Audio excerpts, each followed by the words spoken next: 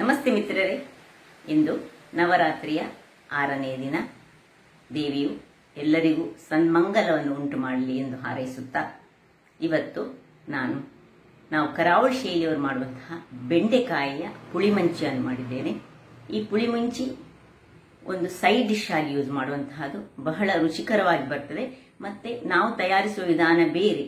ನಾವು ಮೊದಲಿಗೆ ಬೆಂಡೆಯನ್ನು ಎಣ್ಣೆಯಲ್ಲಿ ಫ್ರೈ ಮಾಡಿ ಮಾಡುವುದಿಲ್ಲ, ಡಿಫ್ರೆಂಟ್ ರೀತಿಯಲ್ಲಿ ಮಾಡುವಂತಹ ಈ ಒಂದು ರುಚಿಕರವಾದ ಬೆಲ್ಲ ಮೆಣಸು ಹುಳಿಯಿಂದ ಮಿಶ್ರಿತವಾದ, ಅಂದ್ರೆ ಅಷ್ಟೊಂದು ಟೇಸ್ಟಿಯಾಗಿ ಬರುವಂತಹ ಈ ಪುಳಿ ಮುಂಚಿಯನ್ನು ಹೇಗೆ ಮಾಡುವುದೆಂದು ನೋಡೋ ಮೊದಲು ಯಾರೆಲ್ಲ ನನ್ನ ಚಾನೆಲ್ ಅನ್ನು ನೋಡ್ತಿದ್ದೀರಿ, ಯಾರೆಲ್ಲ ಇನ್ನೂ ಸಬ್ಸ್ಕ್ರೈಬ್ ಮಾಡಿಲ್ಲ, ದಯವಿಟ್ಟು ಸಬ್ಸ್ಕ್ರೈಬ್ ಮಾಡಿ ಸಪೋರ್ಟ್ ಮಾಡಿ ಅಂತ ಹೇಳುತ್ತಾ, ಈ ವಿಡಿಯೋವನ್ನು ನಡುವಲ್ಲಿ ಸ್ಕಿಪ್ ಮಾಡಿ ನೋಡಬೇಡಿ. ಹಾಗೆ ಇನ್ ಬಿಟ್ವೀನ್ ನಾನೊಂದು ಕೆಲವು ಇಂಗ್ರೀಡಿಯೆಂಟ್ಸ್ ಅನ್ನು ಹಾಕಿ ಅದನ್ನು ಆ ರೀತಿಯಲ್ಲಿ ಅದು ಹೇಗೆ ರುಚಿಕರವಾಗಿ ಬರುತ್ತದೆ ಎಂದು ತೋರಿಸಿಕೊಟ್ಟಿದ್ದೇನೆ. ಬನ್ನಿ ಹೇಗೆ ಮಾಡುವುದೆಂದು ನೋಡೋಣ. ಮಿತ್ರರೇ, ಇವತ್ತು ಈ ಬೆಂಡೆಯನ್ನು ಬಳಸಿ ನಾವು ಬೆಂಡೆಯ ಪುಳಿ ಮುಂಚಿ ಮಾಡುವ. ಇದಕ್ಕೆ ಏನು 1/4 kg ಅಷ್ಟು ನಾನು ಬೆಂಡೆಯನ್ನು ತೆಗೆದುಕೊಂಡಿದ್ದೇನೆ. ಬಹಳ ಟೇಸ್ಟಿಯಾಗಿ ಬರ್ತದೆ, ಮತ್ತೆ ಊಟಕ್ಕೆ ಸೈಡ್ ಡಿಶ್ ಆಗಿ ಸೂಪರ್ಬ್ ಆಗಿರ್ತದೆ. ಒಂದು ಸಾಂಬಾರ್ ಇದ್ರೆ ಸಾಕು, ಅಥವಾ ಒಂದು ಖಾಲಿ ಸಾರಿದ್ರೆ ಸಾಕು. ಇದರದ್ದು ಪುಳಿ ಮುಂಚಿ ಸೈಡ್ ಅಲ್ಲಿ ಈವನ್ ಇದನ್ನು ದೋಸೆ ಒಟ್ಟಿಗೆ ಸಹ ತಿನ್ಬಹುದು, ಇಡ್ಲಿ ಒಟ್ಟಿಗೆ ಸಹ ತಿನ್ಬಹುದು, ಅಷ್ಟು ರುಚಿಕರವಾಗಿ ಬರ್ತದೆ.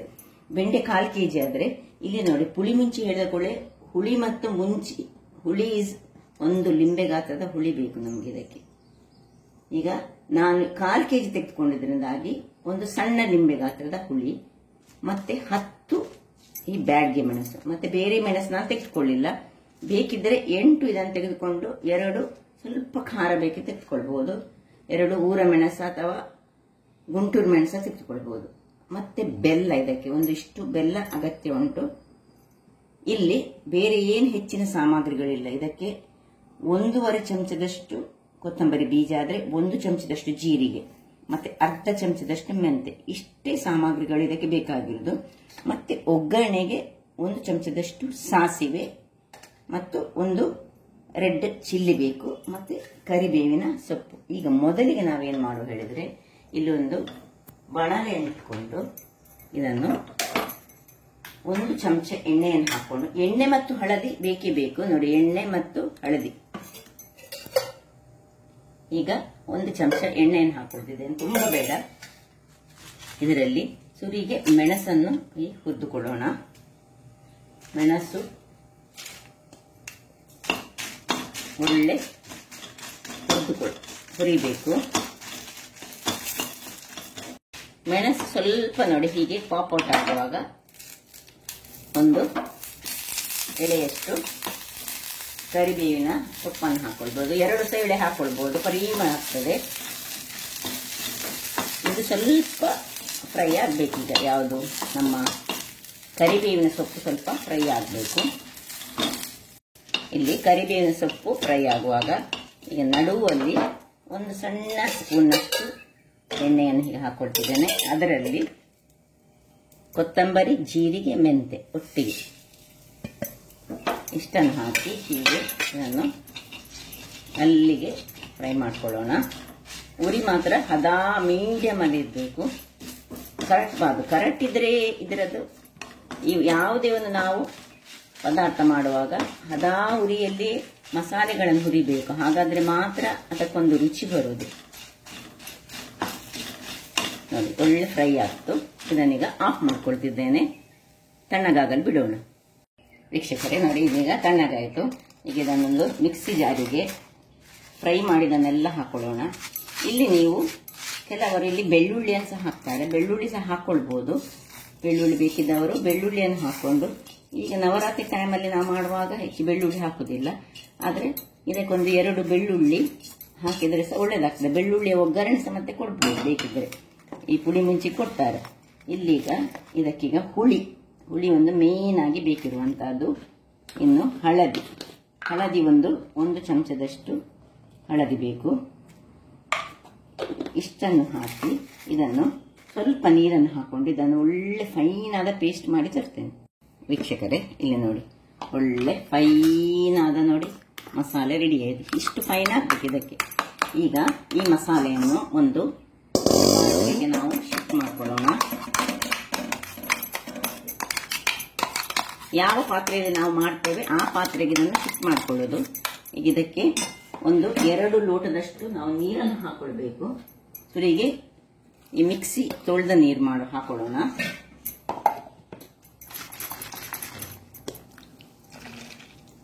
ಸ್ವಲ್ಪ ಅದು ನೀರಾಗಿ ನಾವು ಮಾಡಿಕೊಳ್ಳಿಕ್ಕೆ. ಇದು ಒಂದು ಬೇರೆ ರೀತಿಯಲ್ಲಿ ಮಾಡುವಂತಹದ್ದು. ಇದನ್ನೆಲ್ಲ ನಾವು ಕರಾವಳಿಗರು ಮಾಡುವ ಶೈಲಿಯಲ್ಲಿ ನಾನು ಮಾಡ್ತಾ ಇದ್ದೇನೆ. ನಾವು ಇದನ್ನು ಬೆಂಡೆಕಾಯಿಯನ್ನು ಫ್ರೈ ಮಾಡಿಕೊಳ್ಳೋದಿಲ್ಲ. ಮೊದಲಿಗೆ ಎಲ್ಲರೂ ನಾರ್ತ್ ಜನರ ಅಥವಾ ಎಲ್ಲರೂ ನಾವೇನ್ ಮಾಡ್ತೇವೆ, ಇದನ್ನು ಫ್ರೈ ಮಾಡಿಕೊಳ್ತೇವೆ. ಆದ್ರೆ ನಾವು ಫ್ರೈ ಮಾಡೋದಿಲ್ಲ. ಇದನ್ನು ನೋಡಿ ಸ್ವಲ್ಪ ಇನ್ನೂ ಸ್ವಲ್ಪ ನೀರಾಗಿ ಮಾಡಿಕೊಳ್ತಿದ್ದೇನೆ. ನೋಡಿ, ಮಸಾಲೆ ತುಂಬಾ ನೀರಾಗಿ ಮಾಡಿಕೊಳ್ಳಿಕ್ಕೆ ಉಂಟು. ಇನ್ನೂ ಸಹ ಬೇಕಿದೆ, ಇದಕ್ಕೊಂದು ಅರ್ಧ ಗ್ಲಾಸ್ನಷ್ಟು ನೀರನ್ನು ಹಾಕೊಳ್ಬಹುದು. ನೋಡಿ, ಇನ್ನೊಂದು ಅರ್ಧ, ಸ್ವಲ್ಪ ನಿಮಗೆ ಕನ್ಸಿಸ್ಟೆನ್ಸಿ ಕಾಣಬಹುದು. ನೀರಾಗಿದೆ, ಸಾಧಾರಣ ಹದ ನೀರಲ್ಲ, ಸಾರಿನಾಗೆ ಅಲ್ಲ. ಈಗ ಇದನ್ನು ಗ್ಯಾಸ್ ಉರಿಸಿಕೊಂಡು ಆನ್ ಮಾಡ್ಕೊಳ್ತೇನೆ. ಈಗ ಇದಕ್ಕೆ 1 ಎಳೆಯಷ್ಟು ಕರಿಬೇವಿನ ಸೊಪ್ಪನ್ನು ನಾನು ಇಲ್ಲಿ ಹಾಕೊಳ್ತಿದ್ದೇನೆ. ನಿಮಗೆ ಬೇಕಿದ್ದಷ್ಟು ಹಾಕಬಹುದು. ನಾನು ಒಂದು ಎಳೆಯಷ್ಟು ಹಾಕೊಂಡೆ. ಈಗ ಇದನ್ನು ಮುಚ್ಚಿಕೊಂಡು ಕುದಿಯಲು ಬಿಡುವಣ. ಇದು ಕುದಿಯುವಾಗ ಈಗ ನಾವು ಏನ್ ಮಾಡ್ಬೇಕು ಹೇಳಿದ್ರೆ, ಈಗ ಮೊದಲಿಗೆ ಈ ಟೊಮ್ಯಾಟೊವನ್ನು ನಾನು ಕಟ್ ಮಾಡ್ಕೊಳ್ತೇನೆ. ಬೆಂಡೆ ನಂತರ ಕಟ್ ಮಾಡ್ತೇನೆ. ಅದು ಕುದಿಲಿಕ್ಕೆ ಆಗುವಾಗ ಬೆಂಡೆಯನ್ನು ಆಗಾಗಲೇ ಕಟ್ ಮಾಡಿಕೊಂಡು ಹಾಕಿ. ಈಗ ಮೊದಲಿಗೆ ಒಂದು ಟೊಮ್ಯಾಟೊವನ್ನು ಸಣ್ಣದಾಗಿ ಹೆಚ್ಚಿಕೊಂಡು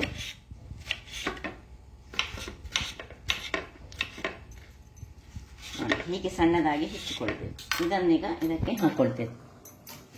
ಇದನ್ನು ಹಾಕೊಳ್ಳುವಾಗ ನಾವಿನ್ನೇನ್ ಮಾಡ್ಬೇಕು ಹೇಳಿದ್ರೆ, ಉಪ್ಪು ನೋಡಿ, ಎಷ್ಟು ಬೇಕು ಅಷ್ಟು ಉಪ್ಪನ್ನು, ಮತ್ತೆ ಬೇಕಿದ್ರೆ ನೋಡಿಕೊಂಡು ಹಾಕೊಳ್ಬಹುದು. ಬೆಲ್ಲ ನೋಡಿ, ಒಂದು 25 ಗ್ರಾಮ್ಸ್ನಷ್ಟು ಬೆಲ್ಲ ಬೇಕು ನಮಗೆ. ಅಷ್ಟನ್ನು ಹಾಕೊಂಡು ಪುನಃ ಮುಚ್ಚಿಕೊಂಡು ಕುದಿ ಬರುವಾಗ ಇಲ್ಲಿ ಈ ನಾವೇನ್ ಕಟ್ ಮಾಡ್ತೇವೆ ಆ ಬೋರ್ಡನ್ನು ನಾವೇನ್ ಮಾಡ್ಕೊಳ್ಬೇಕು ಹೇಳಿದ್ರೆ ಡ್ರೈ ಇಟ್ಕೊಳ್ಬೇಕು. ಇದು ಸಹ ಹಾಗೆ ಬೆಂಡೆಕಾಯನ್ನು ಚೆನ್ನಾಗಿ ತೊಳೆದು ಇದನ್ನು ಒರೆಸಿಟ್ಟುಕೊಂಡು ಇಟ್ಟ ಬೆಂಡೆಕಾಯನ್ನು ಒಂದೊಂದಾಗಿ ಹೀಗೆ ಕಟ್ ಮಾಡ್ಕೊಳ್ತಿದ್ದೇನೆ. ನೋಡಿ, ಹೀಗೆ ಕಟ್ ಮಾಡಿಕೊಂಡು ಕೂಡಲೇ ಇಲ್ಲಿ ನೋಡಿ ಇದರೊಳಗೆ ಈಗ ಹಾಕೊಳ್ಳೋದು. ಎಲ್ಲವನ್ನು ಹಾಗೆ ಮೊದಲೇ ಕಟ್ ಮಾಡಿ ಇಟ್ಕೊಳ್ಳಿಕ್ಕಿಲ್ಲ, ಆಗಾಗಲೇ ಇದನ್ನು ಕಟ್ ಮಾಡಿಕೊಂಡು ಎಲ್ಲವನ್ನು ನಾನು ಹೀಗೆ ಹಾಕೊಳ್ತೇನೆ. ಹಾಕಿ ತೋರಿಸ್ತೇನೆ. ನೋಡಿ, ಎಲ್ಲ ಕಟ್ ಮಾಡಾಯಿತು. ಇಲ್ಲಿದು ಕುದಿಲಿಕ್ಕೆ ಸಹ ರೆಡಿ ಆಯಿತು. ಕುದಿಯುವಾಗ ಪಟ ತೆಗೆದುಕೊಂಡು ಇದಕ್ಕೆ ಹಾಕೊಳ್ಳೋದು. ತುಂಬಾ ಹೊತ್ತು ಇಟ್ಕೊಳ್ಳಿಕ್ಕಿಲ್ಲ. ಯಾಕೆ ಹೇಳಿದ್ರೆ ತುಂಬಾ ಹೊತ್ತು ನಾವು ಮಾಡಿದ್ರೆ ಅದಕ್ಕೆ ನೋಡಿ, ಅಂದ್ರೆ ಅದು ಸ್ವಲ್ಪ ಈ ನೋಡಿ ಅಂಶವನ್ನು ಹೊಂದಿರುವಂತಹದ್ದು. ಹೀಗೆ ತಿರುಗಿಸ್ಕೊಳ್ಬೇಕು. ತಿರುಗಿಸ್ಕೊಂಡು ಪುನಃ ಮುಚ್ಚಳವನ್ನು ಮುಚ್ಚಿ ಒಂದು 10 ನಿಮಿಷ ಹದಾ ಉರಿಯಲ್ಲಿ ಬೇಯಿಸ್ಕೊಳ್ಳೋಣ. ವೀಕ್ಷಕರೇ, ಇಲ್ಲಿ ನೋಡಿ, ನಡುವಲ್ಲಿ ಒಮ್ಮೆ ಹೀಗೆ ತೆಗೆದು ಇಲ್ಲಿ ಇರೋದು ಮೇನ್ ಆಗಿರೋದು ಇಲ್ಲಿ. ಈಗ ಒಂದು ಸರ್ತಿ ಒಮ್ಮೆ ಕೈ ಆಡಿಸ್ಕೊಳ್ಳೋಣ. ಇನ್ನು ಕೈ ಆಡಿಸಿಕೊಂಡು ಇದಕ್ಕೆ ಒಂದು ಅರ್ಧ ಚಮಚದಷ್ಟು ತೆಂಗಿನ ಎಣ್ಣೆ. ಇದು ನಮ್ಮ ಕರಾವಳಿ ಶೈಲಿ, ನನ್ನ ಅಜ್ಜಿ ಮಾಡ್ತಿದ್ದ ಶೈಲಿ. ನಾವು ತೆಂಗಿನ ಎಣ್ಣೆಯನ್ನು ಒಮ್ಮೆ ಇದಕ್ಕೆ ಹಾಕೊಂಡು ಪುನೊಮ್ಮೆ ಕೈ ಆಡಿಸಿಕೊಂಡು ಪುನೊಮ್ಮೆ ಇದನ್ನು ಮುಚ್ಚಿಕೊಳ್ಳೋಣ. ವೀಕ್ಷಕರೇ, ಇಲ್ಲಿ ನೋಡಿ, 5 ನಿಮಿಷಗಳ ಬಳಿಕ ಒಳ್ಳೆ ಬೆಂದಿದೆ.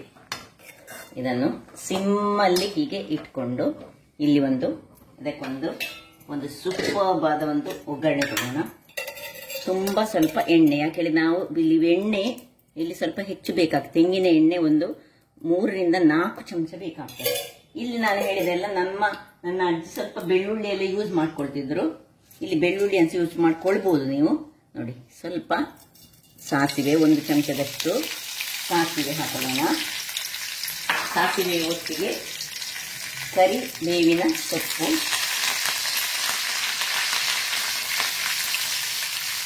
ಕರಿಬೇವಿನ ಸೊಪ್ಪು ಧಾರಾಳ ಹಾಕೊಳ್ಳಿ. ಆರೋಗ್ಯಕ್ಕಂತೂ ಬಹಳ ಒಳ್ಳೆಯದು.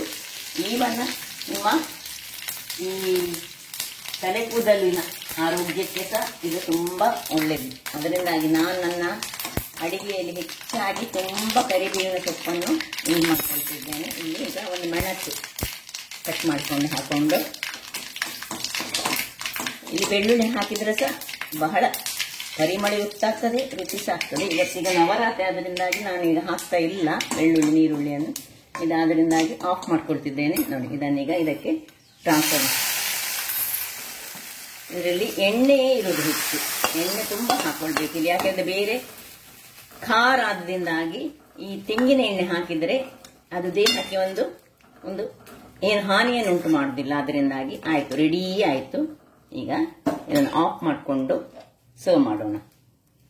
ಒಂದು 10-15 ನಿಮಿಷದೊಳಗೆ ಆಗುವಂತಹ ಈ ಒಂದು ರುಚಿಕರವಾದ ಒಂದು ಪುಳಿ ಮುಂಚಿ ತಿನ್ನಲಿಕ್ಕೆ ಸಹ ಊಟಕ್ಕಂತೂ ಸೂಪರ್ಬ್ ಆಗಿರ್ತದೆ. ನೋಡಿ ಏನ್ ಚೆನ್ನಾಗಿ ಬಂದಿದೆ ನೋಡಿ, ರುಚಿ ಸಹ ಅಷ್ಟೇ. ಇದು ಈ ನನ್ನ ಹೇಳಿದಂತಹ ಮಸಾಲೆ ನಾನು 1/4 ಕಿಲೋಕ್ಕೆ ಮಾಡಿದಂತಹದ್ದು. ಇದನ್ನು ಅರ್ಧ ಕಿಲೋಕ್ಕೆ ಸಹ ಇದನ್ನು ಸ್ವಲ್ಪ ದಪ್ಪ ಆಗ್ತದೆ. ಹಾಗಾದ್ರೆ ನೋಡಿ, ತುಂಬಾ ಇದು ದಪ್ಪ ಸಹ ಆಗಬಾರ್ದು. ಸೈಡ್ಸ್ ಅಲ್ಲಿ ಸೈಡ್ ಡಿಶ್ ಆಗಿ ಯೂಸ್ ಮಾಡುವಂತಹದ್ದು. ಕುದಿಸಿ ನೀವು ಸ್ವಲ್ಪ ಇನ್ನೂ ಸಹ ದಪ್ಪ ಮಾಡಿಕೊಳ್ಬಹುದು ಬೇಕಿದ್ದರೆ.